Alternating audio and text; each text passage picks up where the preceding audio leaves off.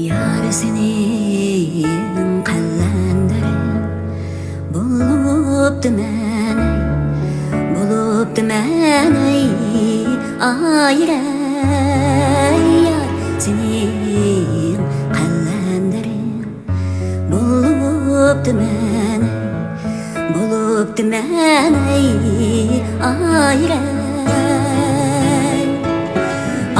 6 aydan 6 yıldan men senin koyundum ey. Yar seni